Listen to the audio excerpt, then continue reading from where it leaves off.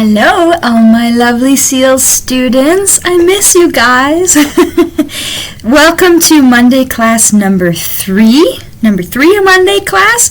And if you are following our usual class schedule, this is the first day of your last week before our summer break. So you can cheer if you want, you can cry if you want, doesn't matter. Nobody can see you right now, or maybe they can depending on where you are. But I can't see you, so feel free to react freely.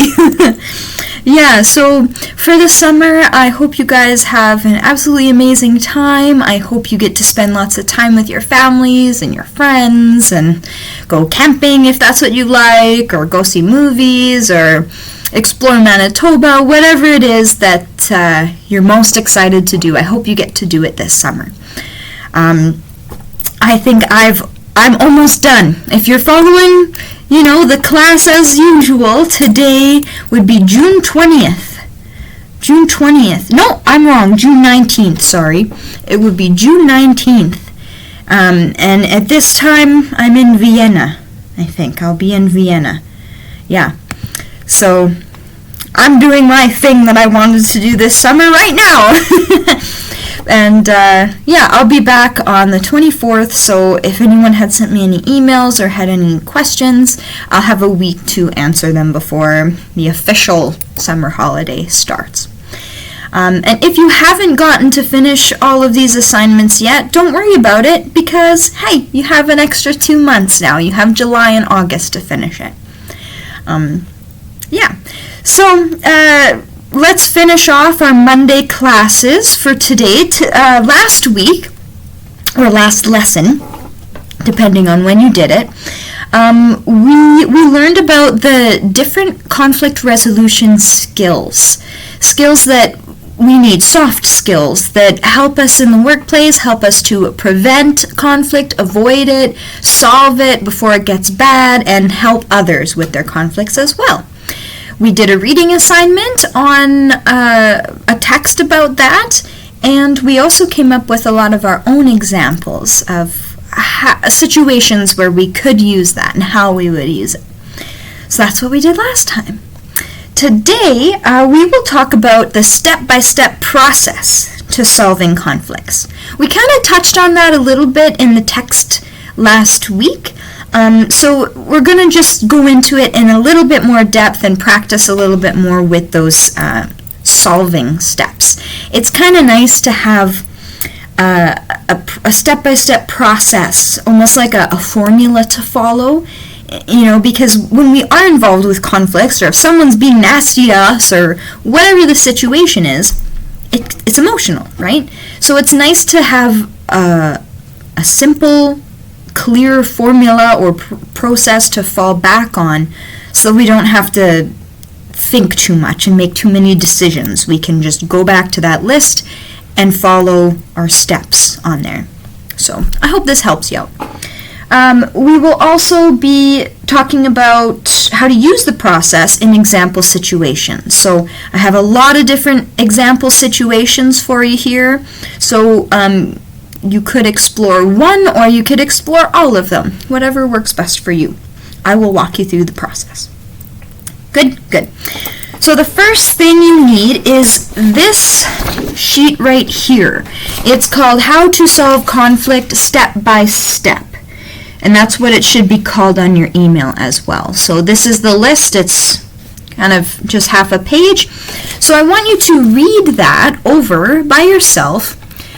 Focus on words that you don't know, or phrases that you don't quite understand. See if you can research and check in the dictionary or translate and find the meaning by yourself if you can, if you need to, and write any notes you have about it underneath.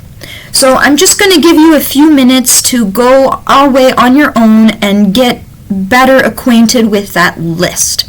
Then when we come back, I will go over the list together with you. But it's always good to take advantage of that time to read and understand and process it by yourself. That's where we practice those skills and how we remember better. So we'll remember the list better, we'll remember the new words better if we take the time to go over it ourselves first. So try not to cheat and go ahead in the video. Just give yourself a few minutes. So now go do step 2, and we'll return in a few.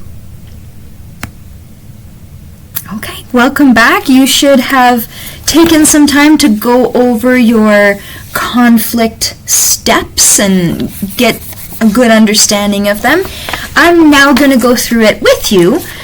For those who maybe aren't sure about all of them or what they mean or need some examples, we're going to do that now. So if you feel really confident with it, feel free to skip this part of the video, whatever you guys need.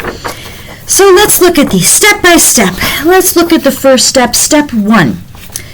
Say we're in a conflict, something bad has happened, someone's, being rude to us, or there's a disagreement or whatever. You feel it, right? That there's some kind of conflict brewing here, something starting. Step 1. First we need to identify the source of the conflict. So the source being, where does it come from? What is the root of the problem, right? Especially if we think about our stages of conflict and how they go from bad to worse and they progress. On our handout there, we had a picture of a thermometer, right? It getting hotter and hotter as things progress. And I also like to think of it as a tree. I know it sounds kind of weird, but I like to think of the process of conflict or the stages of conflict like a tree, because you have your roots underground, which is the source, right, the start of any conflict. Then you have your trunk, which is the main problem that needs to be solved. Then you have all these little branches with leaves and different, I don't want to say flowers because it's too nice. Conflict, it needs to be something nasty like pus pods or something weird, something gross, something bad. So you have your tree, your roots, root of the problem, the trunk is the main problem, and then all the branches off are all the other things that grow from this problem, right? Like, criticisms, insults, judging, losing trust, involving other people, right? All those other things that make that conflict escalate and get worse, those are like the branches. So of course, when we have something like this, we need to look, when we're solving it, we need to look at the very root of that tree, the root of the problem. What is causing it? Because if we cut off one of the branches, well, there's still the tree. There's still the roots. If we cut at the trunk, well, that's something, right? We've got most of the problem dealt with, but it's gonna grow. Like branches grow back, right? If the roots of the tree is intact, the problem still exists. So we need to look, what are those roots? What is the main cause of the problem? Is it some underlying feelings? Maybe the root of the problem is really jealousy or a problem that wasn't solved a long time ago. Maybe it's something emotional that doesn't even have to do with the situation at hand, right? Could be. But we'll keep it simple for now. What is the main point? When did the conflict start? Because that's where we need to put our attention. Step 2, identify the needs and wants of the two parties. Okay, simple, right? In order to tackle those roots, we need to figure out what each side wants, and if we don't have that, then we don't know how to help both people compromise or to get at least some degree of what they want. Step 3, say what you mean. So important. Say what you mean. Don't play the, you said I heard game. Say what you mean. And communicate responsibly. So responsibly means, kind. Be kind but firm, right? Take responsibility for your feelings. Take responsibility for things maybe you said in the past that you didn't mean, or, problems that maybe you caused, right? Take responsibility and keep control of your emotions, right? Give yourself time and be patient with yourself. Use I statements. Avoid using generalizations, name calling, stereotypes, all of that. That responsibly means keeping your emotions in check. If you need time, give yourself a break, take a second to breathe, and then come back to the problem. Step 4. Use anger management techniques to control emotions. Yes, that's where we are here. Controlling the emotions, like I said, so important. I don't imagine that any of you have been to an anger management class, but if you have been to an anger management class, you're doing a really great job, because I don't know. I can't tell. So the kind of techniques they're talking about are things like, breathing techniques, or being mindful and aware of your surroundings, or giving yourself time to take in what the person has said and think about it before reacting, right? So a lot of the anger management stuff, and I've never been to an anger management class. I would like to. I think it would be really interesting. I don't really get that angry, except when I'm driving in downtown Winnipeg. My husband says, "You're like a completely different person, Amanda." He said, "Normally, you're like an angel who makes tie-dye sweaters to match with her baby nephew. But when you're driving downtown Winnipeg, the words that come out of your mouth, I think, who is this person?" So maybe I do need anger management. I think it would just be really interesting even to go and to learn these techniques. But anyway, sorry, digressed. That means I went off topic. When it's talking about anger management, it is talking about giving yourself space between what you're hearing and what you're feeling and how you react. So giving yourself space to think and process what you're hearing before you let your emotions out. So that might mean taking a step away, taking a breath, taking a moment to close your eyes, or counting to 5, or all that stuff. Controlling those emotions, because the emotions are they're the water that we use and the fertilizer that helps that tree grow, and we don't want that tree. That's an ugly tree with pus pods on its branches. We don't want that. So we keep our emotion in check. Number 5. Look for common ground with the other person. So common ground is kind of an idiom. It means you try and find something that you feel the same about. So maybe out of all of your wants and needs, there's got to be 1 or 2 things that you do agree on. So those are things for sure that can, go ahead. That those are solutions you could take. So you need that. Where am I? There. Consider all available resolutions. That's step 6. So that means we're looking at worst case scenario and best case scenario for you and for the other person, and what would be okay. So a neutral ground. We're trying to find what is best for everybody. And in order to find the best one for everybody, look at everything. Even solutions you're not entirely happy with, look at everything. Because you might find a way to adapt that solution you're not happy with to make it work for you. Or for the other person. You could be creative with it. Step 7, work toward a win-win situation. Win-win situation. I love that. That means 2 people get a win. 2 people get what they want. 2 people are happy. Even if it's not completely happy, at least they get some win in there. That's compromising, right? So looking for a win-win situation is compromising. Finding a solution that is acceptable to both parties. And I like that word, acceptable. Acceptable. That doesn't mean awesome. It doesn't mean unacceptable, terrible. It means I could live with this, right? There wouldn't be a conflict if everybody could be happy. So we have to find something we can live with in the middle, or make it better. Last step, step 8. If no acceptable resolution can be found, bring in a mediator.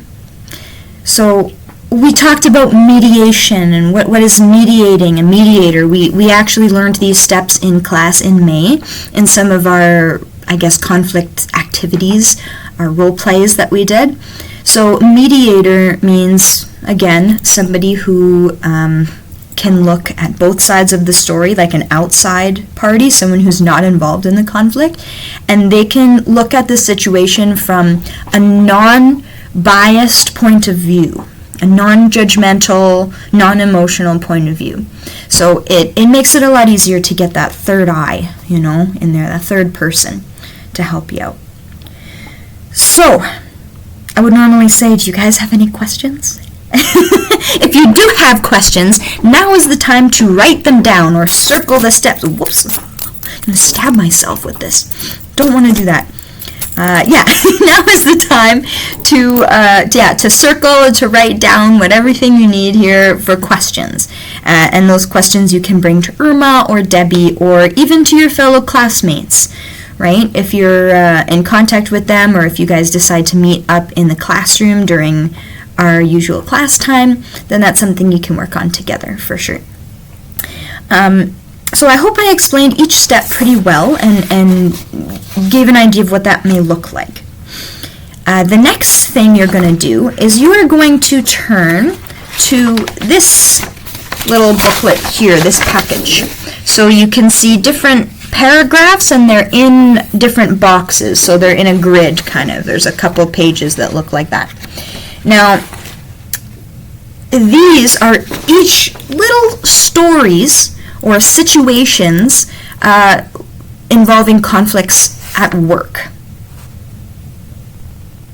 I think they're all at work. Either way, they're all helpful. So I want you to read through all of them and choose one, at least one, that you really want to focus on. Because what we're going to do is we're going to imagine that we are the person in the story, and we're going to try and write out the steps that we would follow in that particular situation, following the conflict resolution steps to fix what's going on, or to at least make it a little better. So just for now, all I want you to do is read through these stories. There's 1, 2, 3, 4, 5, 6, 7, 8, 9, 10, 11, 12. You got lots of stories. So read through each of them, make sure you understand them, and pick one that you think, I know what to do. I would know what to say here. I could solve that. Maybe it's similar to an experience you had, or maybe it's just something you are interested in, whatever the case. Read through, pick one. And then when you're done that, then we will kind of go over the instructions for the assignment, and I'll give you some example answers as well, so you know what to do. Okay? So go read those situations and have fun. Hi. Okay. So I hope you're ready. Now that you have gone through all of the little mini stories in that booklet, and you've chosen one that you'd like to write about, let's go over what you're supposed to do. So I've written the instructions in your Monday class number 3 notes here. As part of your little package I gave you for your Monday class notes and instructions. But I will tell them to you again to make sure that they're clear. So what you're going to do is, following the 8 steps of how to solve a conflict that we talked about just a little while ago, you are going to make a list of things that the person in the story should do to solve their problem. I don't know if you guys can hear that, but I didn't know I moved so much when I talked. My chair is squeaking like crazy. It's my chair, I swear it is. I'll try and stay still so it's not distracting. Whew, there we go. I distracted myself. Sorry. Okay, so yes, you're gonna write about what this person should do to solve the problem. Pretty straightforward, right? So make sure that you include all 8 steps in your list. So what your paper might look like is, your title, Solving Conflict Step by Step, and then, whatever story you chose, you don't have to write it down. You'll have to tell me, or kind of make a note on your paper there which story you chose, so that when I check my email when I get back and I go to mark it, I know which one we're talking about. So, yeah, maybe you could write the name of the main character in there, or put a number on it, if it's number 1, 2, 3, 4, whatever, to 12. So make some kind of indication on there, or even copy and paste the story if you're doing it on the computer. Whatever works to show me which one you're using. So your paper might, have your title, and maybe you have copied and pasted your story, or you just given some indication what it is. Then you would have step 1, right? So step 1 of the how to solve conflict process is identify the source of the conflict. So then you would say, okay, well, Jenny should do this in order to identify the source of the conflict. So for example, I might say, Jenny should identify the source of the conflict, right? The source of the conflict is that she's frustrated when Joel steals her lunch from the fridge. I just made that story up, so Joel is stealing Jenny's lunch from the fridge in the staff room in this scenario. So there, we've identified the conflict, step 1. Maybe next on your paper you have step 2. Jenny should identify the needs and wants of both people involved in the conflict. That's step 2. But now what does this look like? So I'm not just copying the steps, I'm saying what should she actually do? So after saying that, I would say she needs to eat the lunch she brings because she works hard to make it for herself and she gets hungry. She needs her lunch. Poor Jenny. Joel wants to eat lunch too, but he needs to bring his own. So we've identified the needs and wants of each person. Jenny's hungry, she wants to eat. Joel wants to eat too, so he steals her lunch. Joel. What a goof. Then our step 3 might look like this. I might write on there, Jenny should say how she honestly feels, right? Because step 3 is say what you mean. Communicate responsibly. Using I statements and avoiding generalizations, name-calling, and stereotypes. So, Jenny should say how she honestly feels. She could tell Joel that she feels frustrated and disappointed when he eats her lunch, and that she feels too hungry and tired to do her job well when she doesn't get to eat it. So, she's not telling him you did this and you did that. She's helping herself keep her emotions in check, and she's kind of helping Joel keep his emotions in check, because she's not saying anything bad about Joel or anything about what he's done. She's just talking about her feelings and her needs. And that's a great way to communicate, because no one can argue with your feelings, right? Your feelings are just the facts. No one can argue with it if you say, I feel bad when you do this. You're letting them know how you feel and how their actions affect you. So, as you can see in my examples, I have stated what the step of the conflict is in my answers, and I have gone and given specific things that she could do or say, specific quotes even when it comes to talking. So that's what I want you to do with these conflicts as well. What are the specific things these people should do and say for each step? And make sure you get each step in the process. So you may have to do a little thinking, and this is great practice for if you do, experience any serious conflicts at work, because you might think of these examples and think of, what you made the person say or what you think the person should have said in all these situations. Because if it does happen, you can just go back there in your head and take quotes and stuff that you've already come up with. So it makes it a lot easier when you're in a nervous situation and you don't have time to sit and think. Basically, you're sitting and thinking right now about any future conflicts. So I hope this helps. I'm going to give you time now to go and work on it. That is your assignment for today. I think that about covers it. So when you're done, we'll come back and wrap up. So go and work on your, I'm supposed to say, now go do step 6. So go do step 6. All right, so by now, you've probably finished up your assignment. It should probably look like some kind of little story in list form about how the character solved this problem, or how they should solve the problem. So good for you guys getting that done. So that's it for our Monday lessons, all of them.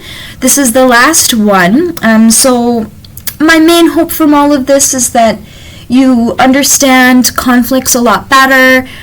Workplace conflicts now, I hope, might feel a little less nerve-wracking for you, because you can go into those conflicts, and hopefully you never have to deal with anything, but such is life, right? C'est la vie, as they say. They happen, right? You can't control other people. So now I hope it will be less scary because you have some tools, you understand how conflict works, and you can kind of think of the technical parts of it, and you have some strategies ready to go if anything comes up. That's my hope. So hopefully, I hope for you, you have no conflict over the summer. You have a beautiful 2 months, and we have great weather. We will. We need a good summer, good long one.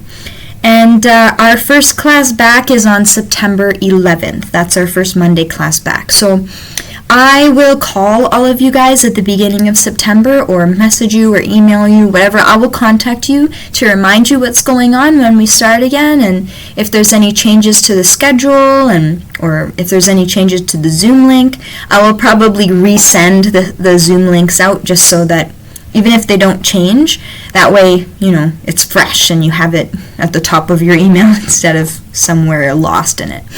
So that's it. So enjoy your summer, and thank you so much for joining me and working hard to improve your workplace skills, and I'm really looking forward to all the fun stuff we're going to get up to next year, or in 2 months, I should say.